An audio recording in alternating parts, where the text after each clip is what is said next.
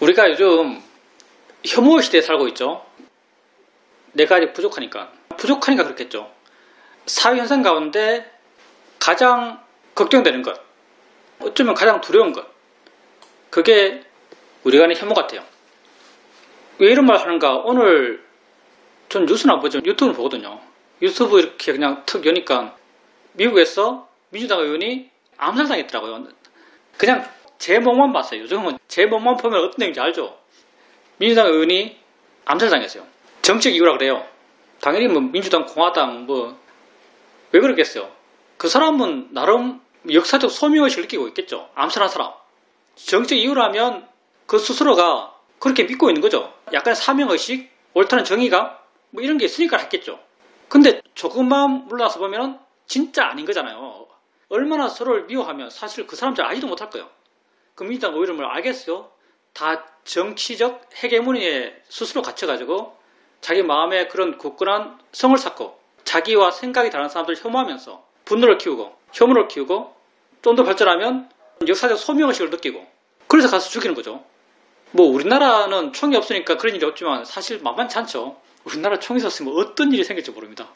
하여튼 제가 요즘 사회현상 보면서 가장 걱정되는 것, 내 마음에 가장 큰 충격을 주는 것은 이런 스토리예요.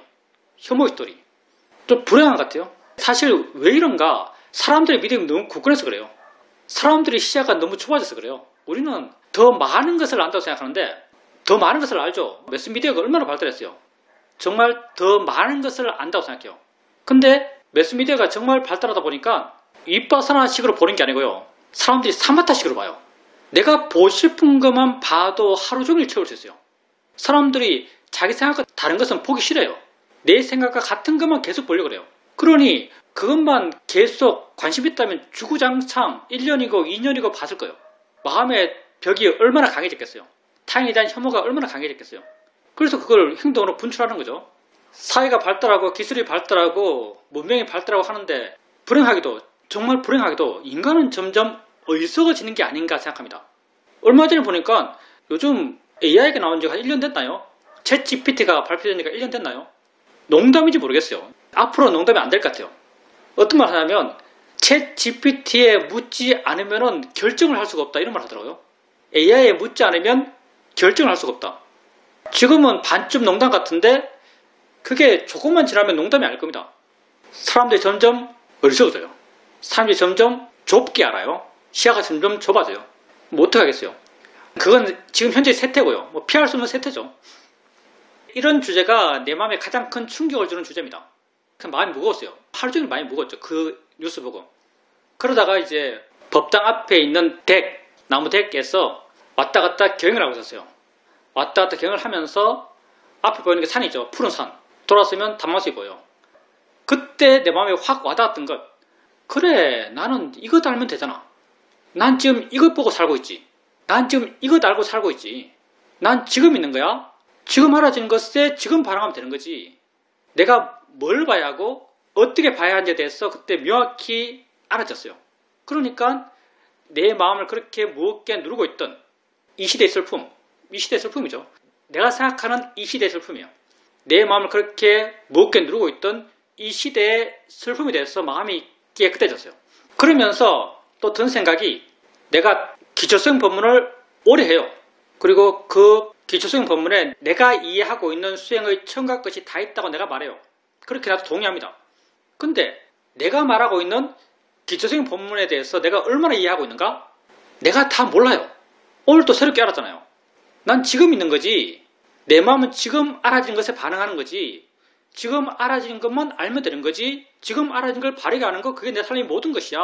그냥 진짜 있는 걸 알아. 내가 맨날 말하잖아요. 내가 미국에서 그 의원이 죽은 그 사건 때문에 괴로워? 아니면 그 생각 때문에 괴로워? 그 생각 때문에 괴롭다고 내가 맨날 말해요. 그러니 내가 그 의원이 죽은 걸 해결해야 돼? 아니면 이 생각을 해결하고 생각을 알아가고 생각을 이해해야 돼? 당연히 이 생각을 알아가고 생각을 이해하고 생각으로부터 자유로워져야지. 이게 내가 바르게 사는 삶이고 이게 나의 진정한 행복을 위한 길이라고 내가 기초성 법문에서 맨날 말합니다. 내가 가장 많이 말하는 거예요. 입이 달았어요. 이 말 한다고. 이 말 한다고 입이 달았어요. 근데 삶의 실제 내용에 부딪히면 또 여전히 거기가 있어요. 또 여전히 내용이 가 있어요. 또 여전히 그 사건 때문에 괴롭다고 믿고 있어요. 마음은.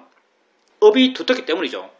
그리고 우리가 이 법에서 말하고 있는 그 하나하나가 다 어쩌면 시시한 내용처럼 워낙 반복적으로 하니까 시시한 내용처럼 여러분에게 들릴 수도 있고 나도 사실 별 감흥 없이 시시한 내용처럼 말해요.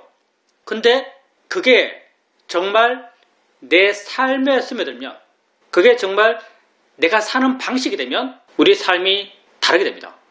전혀 다른 수준의 삶이 돼요. 손이 진짜입니까? 느낌이 진짜입니까? 느낌이 진짜다. 맨날 말하죠. 근데 괴로운 건 항상 손 때문에 괴로워요. 정말 느낌을 찾는다면 정말 마음이 느낌에 머문다면 지금 내게 진짜 있는 것에 머문다면 뭐 가장 수행의 기본처럼 이야기하죠. 느낌을 다시 느낌으로 보이는 걸 다시 보이는 것으로 모든 소리를 그냥 소리로 모든 생각을 그냥 생각으로 우리 수행의 ABCD죠. 사실은 이게요. 이게 우리 수행의 ABCD입니다. 모든 느낌을 느낌으로 모든 소리를 단지 소리로 모든 생각을 단지 생각으로 모든 보이는 걸 단지 보이는 걸로 우리 수행의 ABCD라고 할 수 있어요. 어떤 게 우리의 대상인가.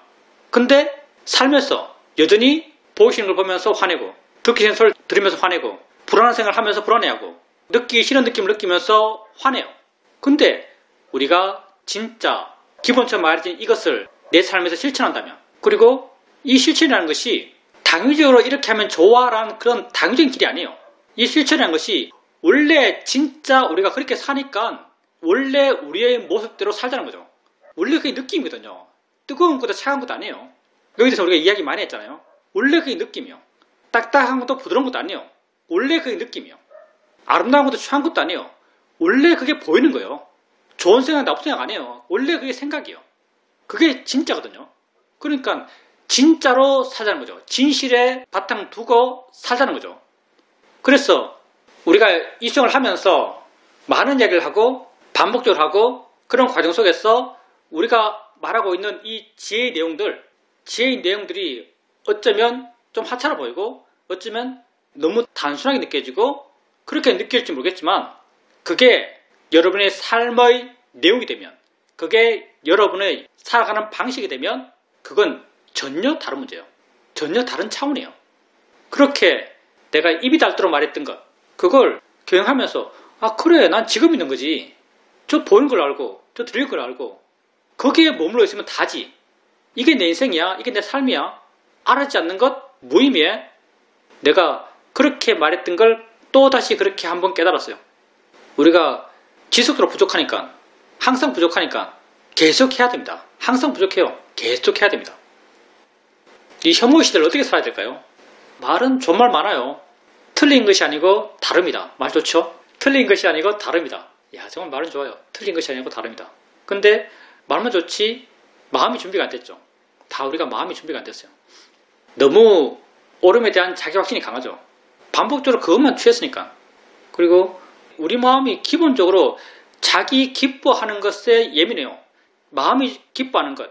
그런 내 마음을 기쁘게 하는 정보를 마음이 요구하죠. 내하고 생각 다른 사람 말 들으면 듣기 싫잖아요.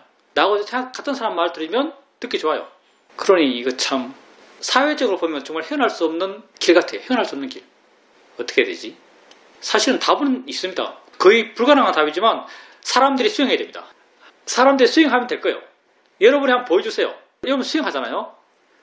여러분이 한번 보여주세요. 다른 사람이 한번 누구러져 보세요. 우리가 하는 게 뭐겠어요? 나를 바라보면서 나를 이해하고 나로부터 물러나고 나로부터 자유롭고 이런 자유로운 마음은 나의 모든 삶의 경험들 그 경험이 돼서 수용적이 돼요. 그 경험 좋은 경험이든 나쁜 경험이든 가치가 없는 걸로 알아가요. 그냥 있는 걸로 알아가요. 있어도 그만 없어도 그만이라는 그런 우백가의 마음의 힘을 키워가요. 정말 이런 마음이 커져간다면 남들이 나와 생각이 다른 말을 한다. 그건 뭐 대수롭겠어요? 내 마음도 시시각각 나를 배신해요. 여러분 마음도 시시각각 여러분을 배신합니다. 화낼 일 아닌 게 있어요. 화내고 욕심낼 일 아닌데 욕심내고 하지 말아야 될 말을 하고 하지 말아야 될 행동을 해요. 근데 우리는 이런 것에 대해서 자유롭거든요. 이런 것은 우리에게 알아지고 있죠. 이런 걸 알면서 여러분이 그때 진짜 이게 뭐지? 그 느낌이잖아. 누가 했지? 내가 한 게 아니야. 마음이 했지. 과거의 것이지. 과거는 지금 없는 거야. 지금 현재에 있는 거지.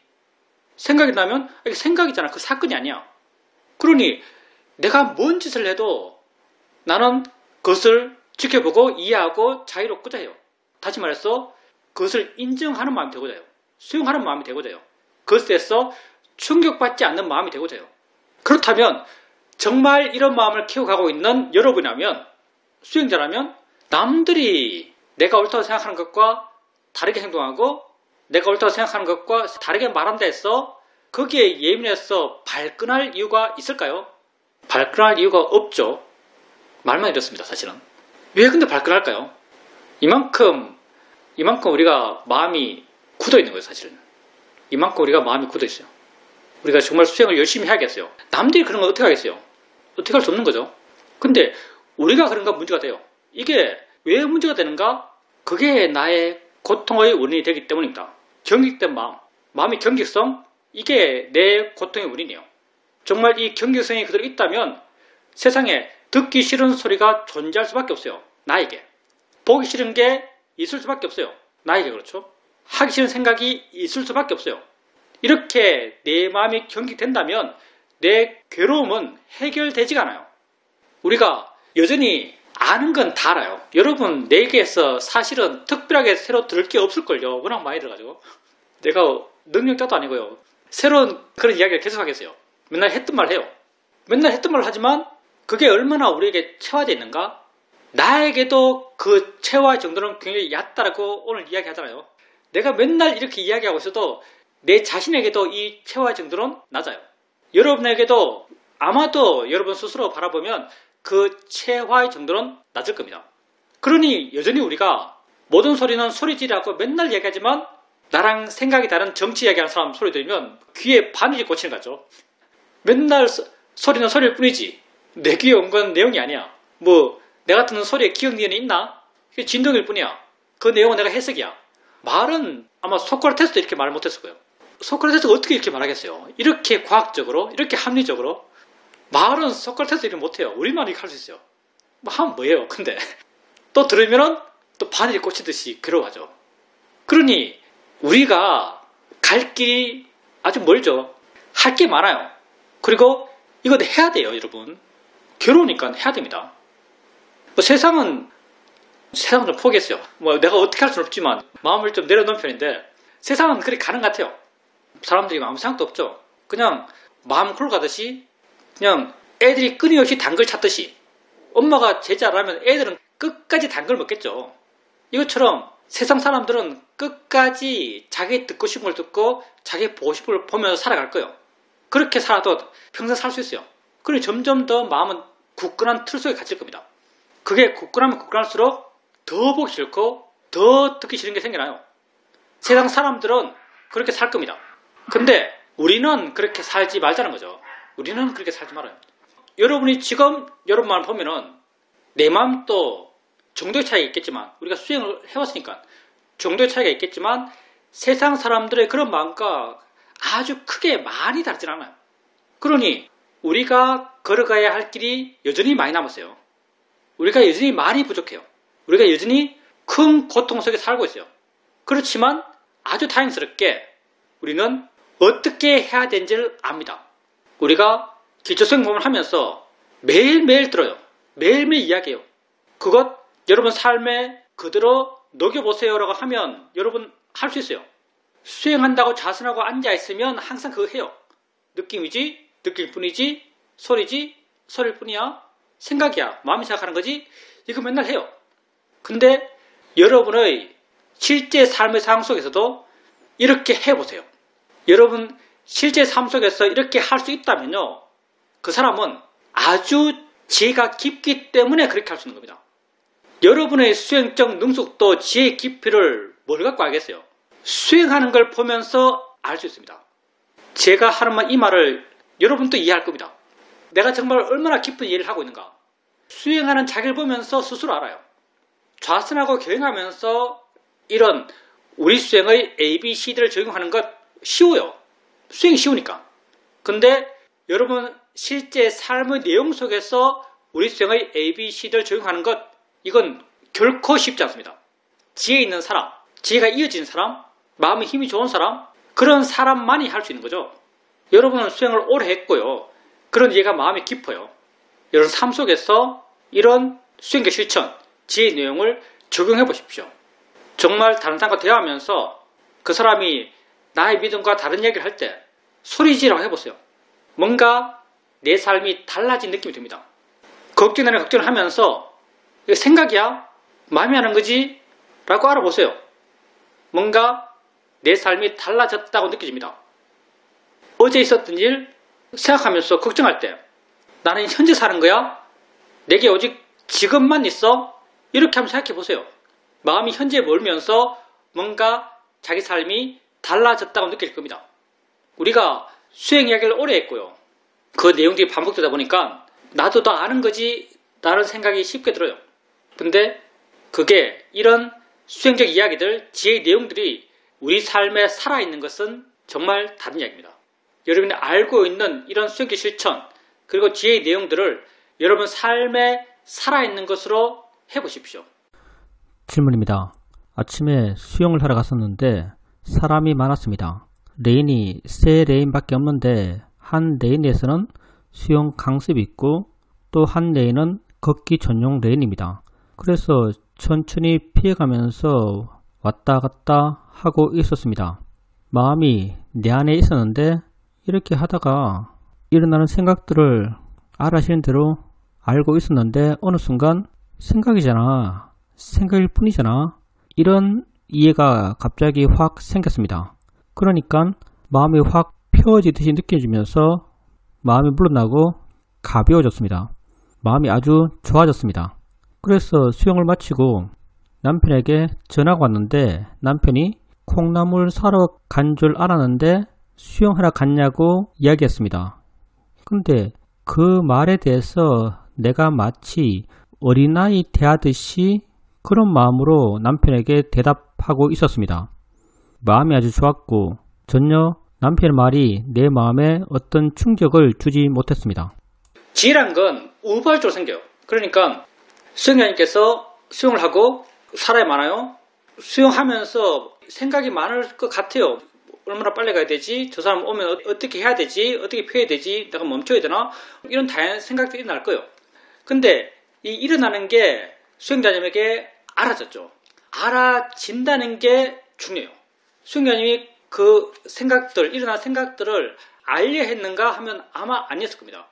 그냥 마음은 자기 안에 있었고 알아진 것을 그냥 수용하고 있는 약간 내 의지가 거의 제로에 가까운 수용 상태로 그렇게 있을 겁니다. 생각도 수용되는 하나의 내용으로 존재하고 있었겠죠. 이렇게 내가 전혀 의도하지 않고 준비하지 않고 기대하지 않았던 그런 것이 이런 단순한 생각이 일어나고 생각을 알고 아는 순간 난 팍 터진다 이렇게 말했죠. 이런 걸. 그냥 팍 터져요. 생각이잖아. 물론 생각이잖아 하는 것은 아마 수행자님의 나중에 설명일 거고요. 그때 지금 내게 알아진 이 생각이라는 게 뭔지에 대한 이해의 느낌으로 확 와닿았을 거예요. 그리고 그걸 아마 수행자님께서 생각이잖아 라는 언어적 표현으로 표현하셨겠죠. 그리고 그 다음 생각일 뿐이라는 것에 대해서 수행자님이 내가 이거 확실히 알아? 분명히 알아? 그런 이해의 내용에 대한 분명함이 마음에 느껴졌을 겁니다. 좀 강한 지가 생기면 이런 진행이 되거든요. 단순한 우발적인 경험이라는 게 다 알미죠. 근데 마음은 수동적인 마음으로 알고만 있는 마음 상태죠. 기대하지 않고 노력하지 않고 생각하지 않고 그냥 수용하고 있는 상태. 이 상태를 우리는 오류의 균형이 맞다 이렇게 말하는 거죠. 근데 그때 이렇게 오류의 균형이 맞는 상태에서 뭔가 알아져요. 그때는 알아진 게 생각이었죠. 알아진 순간 마음이 그냥 팍 터지면서 그게 뭐라고 확 알아져요. 그리고 알아지고 난 뒤에 그걸 설명해요. 생각이잖아. 설명하고 그 지혜의 내용에 대해서 내가 완전히 알아 라는 그런 느낌이 생깁니다. 그게 수행자님이 그 이전부터 지속적으로 알아차림을 이어지게 해왔기 때문에 그렇게 마음이 준비되었기 때문에 그런 준비된 마음속에 나라고 하는 것이 없었기 때문에 적어도 지혜가 나는 그 순간엔 내가 제로였을 거예요. 나라는 것이 그 제로였기 때문에 이런 지혜가 생깁니다. 근데 이런 상태를 결코 내 의지로 만들 수가 없어요. 내 의지가 들어가면 그건 균형이 안 맞아요. 우리가 오류의 균형이라고 말할 때 내 의지가 있으면 절대 균형이 맞잖아요. 이런 상태는 계속 해나가다 보면 어느 순간 맞아져요. 우리가 처음에는 엉덩이 느낌 알고 손에 느낌 알고 생각 알고 하면서 알고 하면서 알려는 노력을 했어요. 근데 알아지는 게 쉽고 노력이 필요하지 않고 그냥 가만히 있어도 알아지고 하나만 알아진 것이 아니고 또 여러 가지가 알아지고 대상을 향해서 내 마음이 움직이지 않고 그게 다 균형이 맞아져 가는 과정이죠. 나중에는 아예 알아진 것에 대해서 관심도 없어요. 그냥 알아지는 것들이 그냥 저절로 있어요. 이런 모든 과정이 다 균형이 맞아져 가는 과정이고 이렇게 마음이 균형이 맞았던 이유는 알아차림을 지속적으로 이어지게 해 가셨기 때문이죠. 그래서 우리가 지혜를 구할 수 없고요. 지혜가 생길 수 있는 마음의 조건을 우리가 의지로 만들 수 없고요. 해 나가다 보면 조건이 저절로 만들어져요. 그래서 우리가 할 수 있는 것은 수행하는 것, 바르게 수행하는 것 이것만 할 수 있습니다. 우리가 하고 있는 이 바른 수행이라는 게 내가 줄어들어가는 수행이고요. 내가 줄어들어가면서 여전히 관심 내게 있으면 자연스럽게 마음의 균형이 맞아집니다. 수행에 대해서 내가 개입할 필요가 전혀 없어져 가죠. 수행이 그냥 되어져요. 그래서 수행자님께서 그렇게 생긴 지혜에 대해서 그렇게 특별한 의미를 부여할 필요 없고요. 그 마음을 꼭 그렇게 돼야지라고 생각할 필요 없고요. 그냥 지금까지 했듯이 그렇게 수행을 해 나가시면 됩니다. 질문입니다. 손자가 내게 뭐라고 하면은 내가 잘 못 알아들었어. 뭐라고? 라고 반응합니다. 그럼 손자가 뭐라고요? 라고 큰 소리로 말합니다. 그럼 나는 살짝 마음이 상합니다. 나이가 들고 귀가 어두워진 것은 사실인데 그걸 잘 받아들이지 못하는 것 같습니다. 한 번은 은행에 가는데 나는 나의 속도대로 천천히 가고 있었습니다. 근데 뒤에 있던 젊은 사람이 급한지 나를 살짝 밀치고 빨리 갔습니다. 그때도 화나는 마음, 서운한 마음이 있었습니다. 그런 마음이 있었을 때 그런 마음이 생겼다는 걸 알았습니다. 마음이 살짝 기뻐할 일도 있었는데 산책을 나가서 운동하는 곳으로 가서 스케줄 따라서 운동을 했는데 다른 운동을 다 마치고 내가 하려고 하는 운동기구 앞에 서 있었는데 앞에 하고 있는 여자분이 상식적으로 끝낼 만한 시간이 되었는데도 운동을 끝내지 않았습니다. 뒤에 있어서 모르는가 싶어서 다시 앞으로 갔습니다. 보니까 땀을 뻘뻘 흘리면서 이상한 자세로 운동을 눈 감고 하고 있었습니다. 그때 다시 화의 마음이 생겼는데 그 순간 든 생각이 이거 지금 수행하면 되는구나 라는 생각이 들었습니다.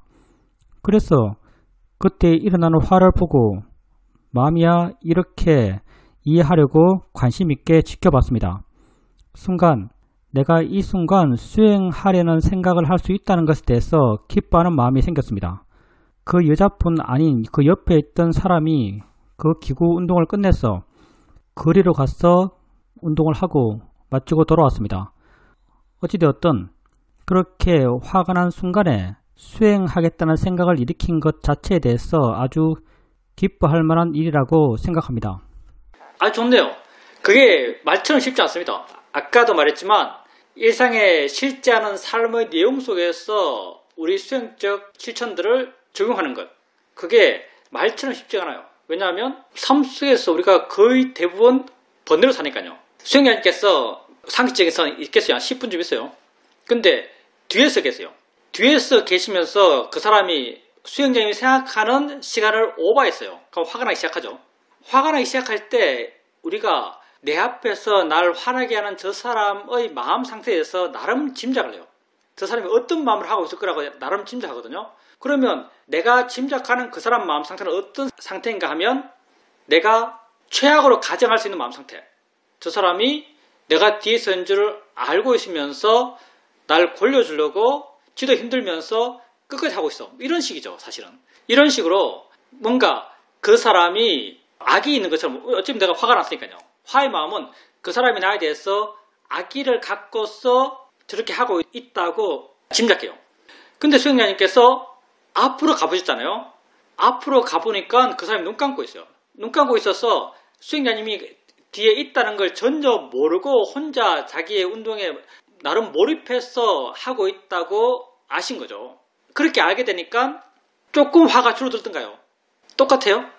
무슨 말 듣고 싶냐면요. 우리가 사람에게 화를 낼 때 그 사람의 상황을 잘 모를 경우가 많아요. 그 사람의 상황을 잘 모르면서 화를 낼 때는 내가 화낼 만한 상황일 거야 라고 짐작해요. 예를 들어서 내가 집안에 있는데 밖에서 누가 클락션을 꽉 울려요. 꽉 울리면 우리가 화가 확 나죠. 화가 났을 때 클락션 울린 사람에게 화를 내는데 클락션 울린 사람이 왜 울렸을까에 대해서 어떤 짐작을 하는가. 울릴 필요도 없는데 운전사가 화가 났어. 화를 그렇게 강한 클락션으로 표현한다. 이런 식으로 생각해요. 근데 실제로 그 사람이 앞차가 자기 차 뒤에 있었는지 모르고 앞차가 후진 불넣고 뒤로 막 오고 있는 상황일지도 몰라요. 그렇게 울려는 게 정당한 상황인지 몰라요. 근데 화내는 우리는 내가 화낼 만한 상황일 거라고 짐작해요. 잘 모르거든요.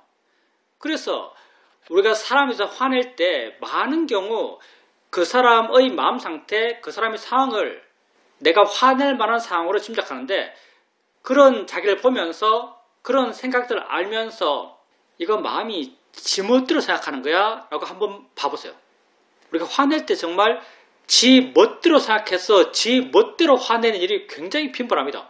그렇게 짐작해서 화낼 때 이게 짐작이야 마음이 지 하고 싶은 대로 생각해서 지 하고 싶은 대로 결론 내어서 화내는 거야 라고 한번 알아보세요. 그러면 마음을 안 믿는 마음이 생깁니다. 그 마음의 생각을 안 믿는 마음이 생겨요. 지혜 있는 사람은 마음을 믿지 않는다 이런 말 하죠. 마음을 안 믿는다면 내가 하는 생각을 내가 안 믿는다면 그건 지혜이기 때문입니다. 그래서 수영장님 또 아마 그 운동하는 사람 뒤에 서서 보면서 저 사람이 어떤 마음으로 계속 운동하고 있는지에 대해서 나름 생각을 했을 겁니다. 그 생각이 수영자님이 더 화낼 수 있는 생각을 했겠죠. 그 생각에 대해서 마음이 생각하는 거지 마음이 지멋대로 생각하는 거지 라고 다음에 한번 생각해 주세요. 그러면 내가 하는 생각을 안 믿는 그런 지혜가 생깁니다. 그리고 앞에 가서 계속 하니까 마음이 화가 나요. 화가 났을 때 수행해야지 라고 생각해요. 이건 정말 지혜 있는 거죠. 수행자님께서 평소에 수행하면서 키워왔던 마음의 힘이 그때 작용하는 겁니다. 수행해야지 라고 생각해요. 그리고 화를 알죠. 그리고 마음이 화내는 거지 이거 알아지는 거야. 대상이야. 이렇게 바르게 하고 있어요. 그때 수행자님께서 화를 이렇게 바라보는 것이 바른 거야. 바른 대체야. 바른 삶의 방식이야. 라고 하면서 자기가 그렇게 하고 있는 것에 대해서 스스로 긍정하고 스스로 기뻐하는 그런 느낌이 있었을 것 같아요. 왜냐하면 자기가 바르게 살고 있는 것을 자기 스스로 알았기 때문에. 그렇게 우리의 보람, 가치, 기쁨 이런 좋은 마음의 근본적인 근원은요. 나 자신입니다. 내가 알 수 있는 게 나밖에 없어요. 정말 내가 알 수 있는 게 나밖에 없습니다. 그러니 기쁨의 마음, 만족감 다 마음이잖아요. 마음은 알아지는 것에 대해서 생기나요? 마음은 알아지는 것에 대해서 생기거든요. 근데 실제로 내게 알아지는 것은 나밖에 없어요. 그러면 나는 무엇에 만족하고 무엇에 기뻐하겠어요? 나는 나에게 만족하고 나에게 기뻐요. 그럼 나는 어떤 나에게 만족하고 어떤 나에게 기뻐하겠어요? 나는 바른 나에 대해서 만족해요. 옳은, 바른, 진실된, 지혜 있는 이러한 나에 대해서 만족하고 이러한 나에 대해서 기뻐요. 그래서 바르게 사는 것, 그게 수행하는 거죠. 수행으로 바르게 사는 나에 대해서 우린 기뻐하고 만족합니다. 그러니 수행자님께서 그렇게 화를 바라보면서 수행하는 자기를 보면서 기쁨을 느끼는 건 당연하죠. 기뻐할 만한 일입니다. 그리고 우리 몸이 쇠하는 건 필연적인 일이에요. 우리 몸이 쇠할 거고요. 시간이 지나면 지날수록 더 쇠할 거예요. 그리고 수행자님도 이걸 스스로 알아요. 수행자님도 스스로 내가 귀가 잘 안 들려. 내가 상태가 안 좋았어. 다리가 안 좋았어. 천천히 걸어. 동작이 느려. 라고 스스로 생각해요. 그리고 이런 것에 대해서 사회적으로 좋지 않다. 내지는 바람직하지 않다. 이렇게 아마도 스스로 그 값을 매기고 있을 겁니다. 나에 대해서 내가 그렇게 생각하고 그게 결코 바람직하지 않다. 도덕적인 옳고 그러면 아니겠지만 약해져가고 좀 적응력이 떨어져가고 남들과 소통이 약해져가고 그게 결코 좋은 모습은 아니죠. 그렇게 내가 나의 그 상태에 대해서 부정적인 의미를 부여해요. 내가 나의 상태에 대해서 이렇게 부정적인 의미를 부여하면요. 이게 내 마음의 약점이 됩니다. 내 마음의 약점이 돼요. 내 마음의 약점은요. 약점이 자극받는 방향으로 해석하려는 경향이 있어요. 무슨 말인가 하면 수행자님이 스스로 내가 귀가 잘 안 들려 라고 생각하고 여기에 대해서 부정적인 마음을 갖고 있어요.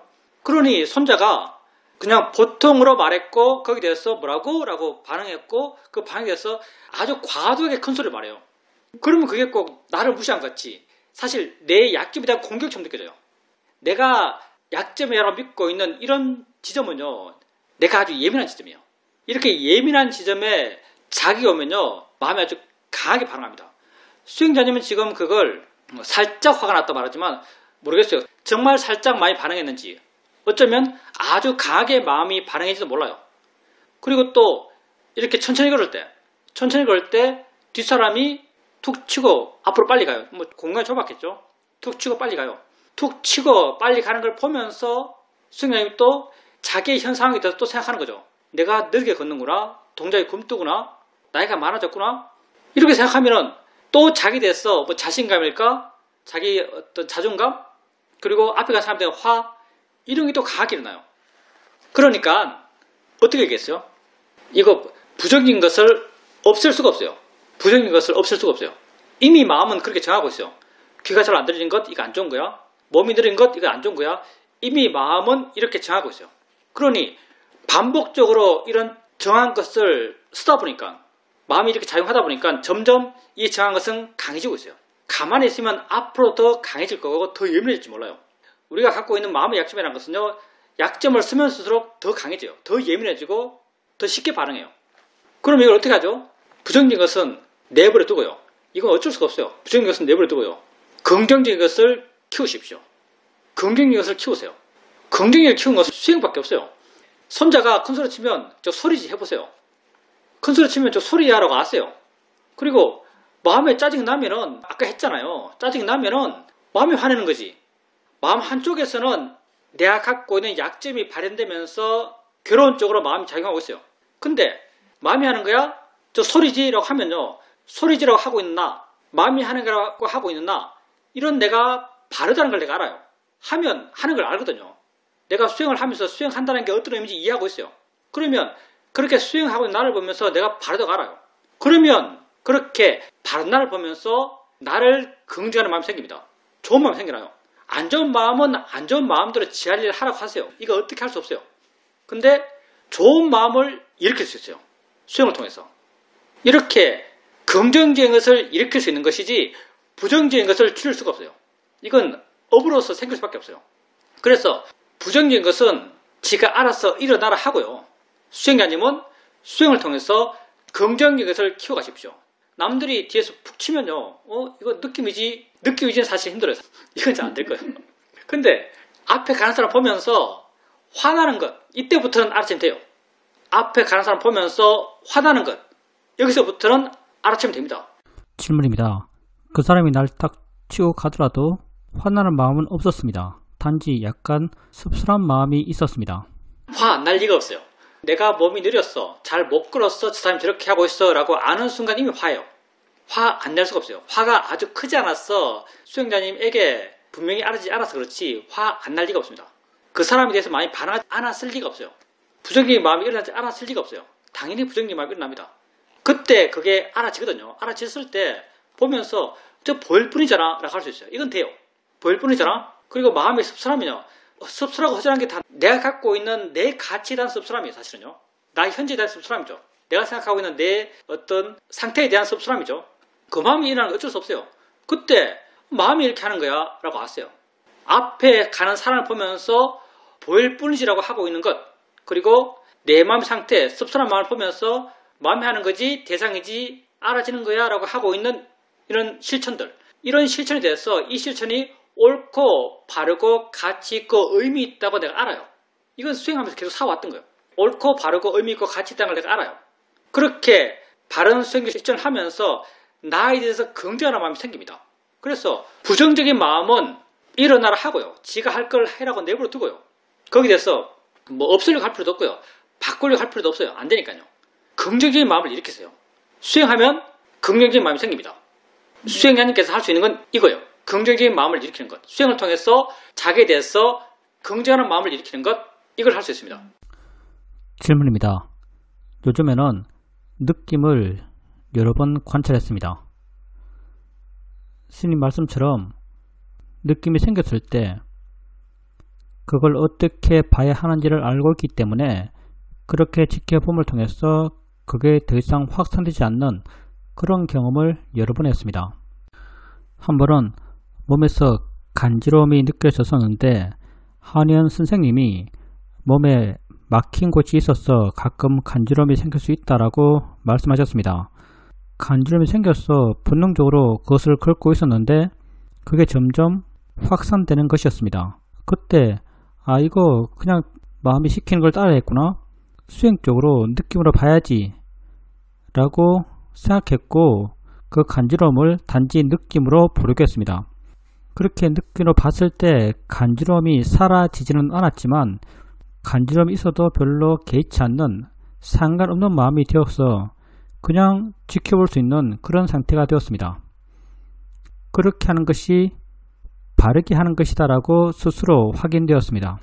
또 한 번은 아이들과 함께 산책을 하다가 튀어나온 것에 걸려서 넘어졌습니다. 무릎을 아주 강하게 찧었는데 그때는 별로 대수롭지 않게 생각해서 그냥 일어났습니다. 그렇지만 딸이 한번 자세히 보자라고 해서 딸네 집에 가서 상처를 이렇게 보니까 생각보다 훨씬 더 심했습니다. 딸이 소독약을 갖고 와서 소독약을 뿌렸는데 순간 굉장히 따가웠습니다. 그걸 아는 순간 바로 수행하려는 마음이 생겼고 그것을 느낌으로 알려는 마음이 자연스럽게 생겼습니다. 그러니까 마음이 그 따가운 느낌으로부터 물러나서 거리감 있게 지켜볼 수 있었습니다. 그때부터 또 새롭게 소독약을 뿌릴 때도 별로 개의치 않는 물러나서 느낌을 알고 있는 그런 마음으로 그 느낌들을 지켜볼 수 있었습니다. 그러다가 집으로 돌아와서 집에 있는 약으로 좀 더 두툼하게 그 부위에 붙이고 있었습니다. 그렇게 2, 3일 지나고 나니까 그 붙임 부위가 엄청나게 간지러웠습니다. 그 간지러움을 별로 어렵지 않게 수월하게 느낌으로 알 수 있었고 거리감 있게 지켜볼 수 있었고 크게 영향받지 않고 그렇게 계속 지켜보게 되었습니다. 이렇게 며칠 동안 느낌을 이러저러한 사건 속에서 계속적으로 지켜보는 그런 수행을 하게 되었습니다. 오늘 아침에 깨어나면서 온몸이 굉장히 간지러웠습니다. 꿈속에서부터 그 간지러움이 이어진 것 같습니다. 꿈속에서 간지러움이 이어질 때 간지러움이 훨씬 더 강하게 내게 느껴집니다. 근데 꿈속에서부터 그 간지러움이 있을 때 그걸 긁으려는 생각이 있지 않고 단지 느낌으로 보려는 마음이 있었습니다. 왜냐하면 그렇게 하는 것이 옳다고 알고 있고 긁어봐야 별 소용이 없다고 알고 있고 긁으면 더 확산된다는 걸 알고 있기 때문입니다. 그래서 간지러움이 계속되었지만 그 간지러움을 느낌으로 보려는 노력도 계속되었습니다. 내 삶에서 다양한 것이 일어나고 있는데 그 일어나는 것에 대해서 내가 어떻게 대처해야 하는지 어떻게 하는 것이 바른지를 안다는 것은 정말 중요하다고 생각됩니다. 느낌은 우리 삶에 굉장히 많죠. 정말 자주자주 경험합니다. 보통의 느낌에 대해서 그런 지혜가 있다 하더라도 일상적인 평이한 느낌에 대해서 그런 지혜가 분명히 드러나지 않아요. 근데 우리에게 강한 괴로움이라고 이름 지을 수 있는 그런 느낌들, 예를 들어서 간지러움 같은 경우 뭐 긁고 퍼지고 더 간지럽고 이렇죠. 간지러움에 대해서 우리가 느낌으로 봐요. 느낌이지 느낄 뿐이지라고 봐요. 만약에 정말 우리 마음이 완벽히 평온하다면 간지럽다는 관념 자체가 사라질 거예요. 순수하게 느낌만 남을 겁니다. 근데 보통 우리에게 이렇게까지는 잘 안 돼요. 아주 가끔 정말 좌선하면서 마음의 힘이 아주 강할 때, 좌선하면서 마음의 힘이 아주 강할 때 뭐 무릎이 아프다든가 이런 아픔을 보면서 느낌이지라고 해서 정말 그게 느낌으로 완벽히 이해될 때가 있어요. 그러면 아픔이 사라져버려요. 그냥 느낌만 존재하고 있어요. 이럴 때가 가끔 있어요. 그때는 거기에 대해서 화가 거의 제로에 수렴하는 거죠.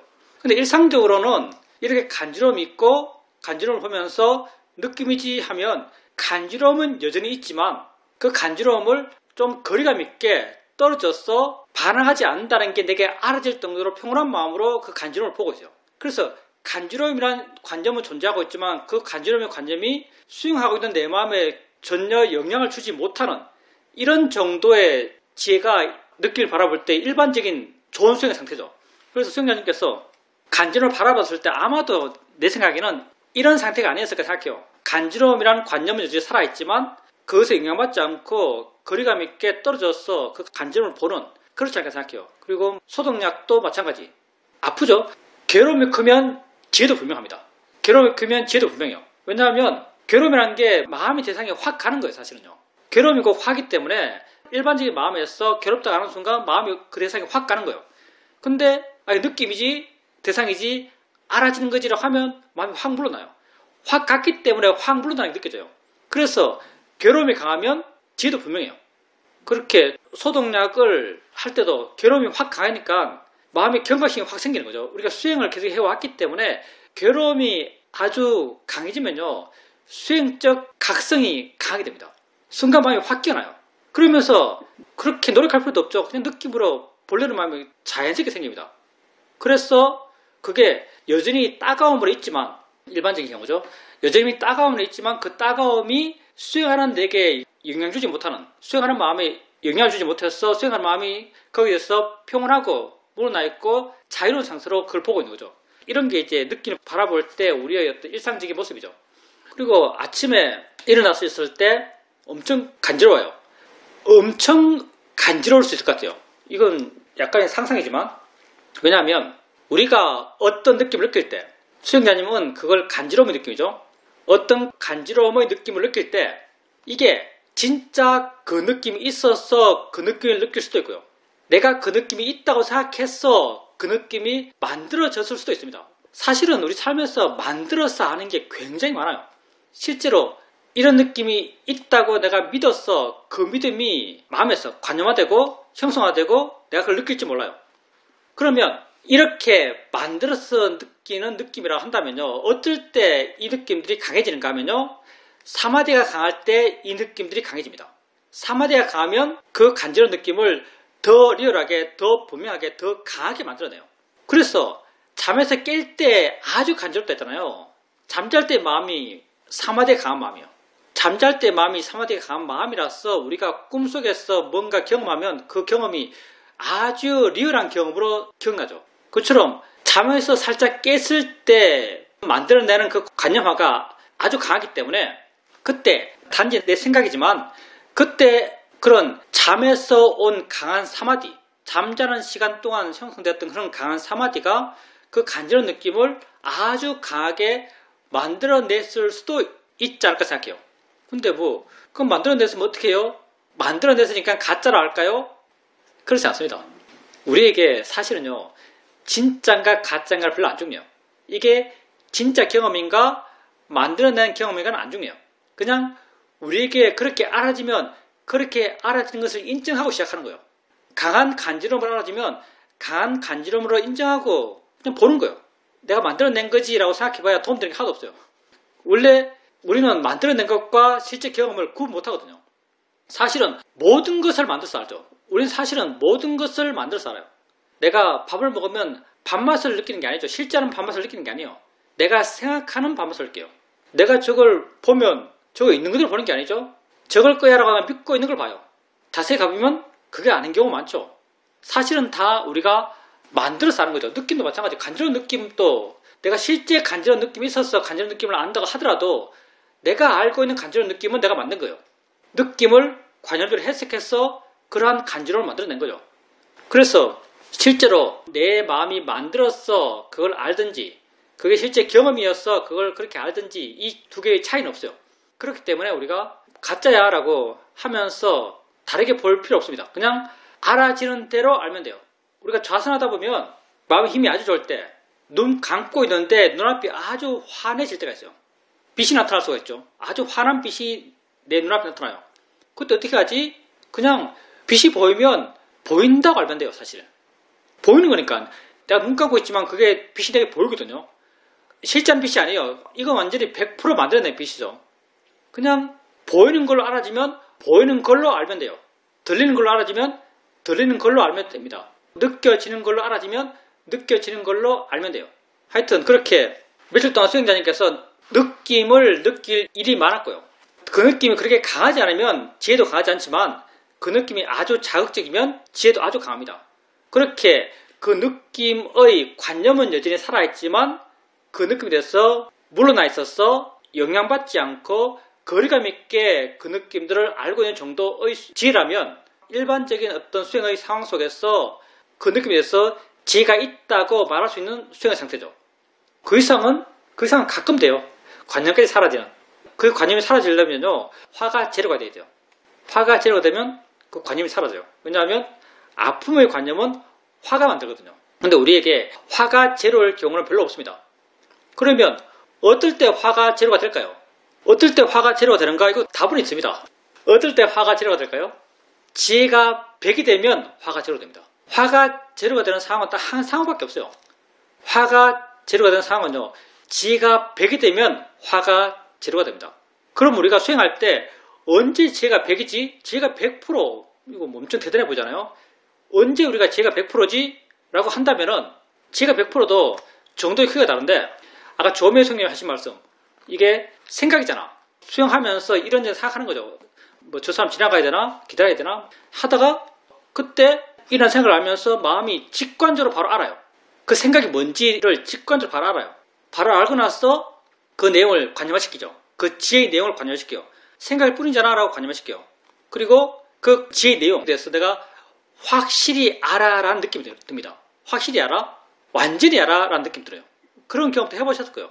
내가 이거 완전히 알아? 내가 이 지혜의 내용을 바닥까지 알아? 내가 바닥을 짚어서 더 내려갈 데가 없어. 이런 느낌을 느낀 적이 있을 겁니다. 이런 느낌을 느꼈을 때 그때가 지혜가 100%예요. 그때는 정말 그 지혜의 내용이 완벽하다고 내게 느껴져요. 내 마음이 느낌상 그래요. 지혜의 느낌이 완벽처럼 느껴져요. 왜냐하면 100%이기 때문에 완벽처럼 느껴지죠. 우리가 이렇게 내 지혜의 내용에서 확신이 생길 때 그때 짧게 100%가 되는 것 같아요.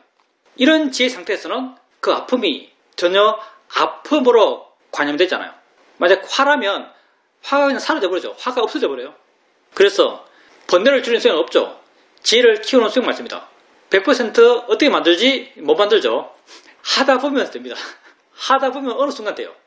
우리 사회도는 이 상태를 순간적 해탈이라고 이렇게 불렀어요. 순간적 해탈이라고 불렀죠.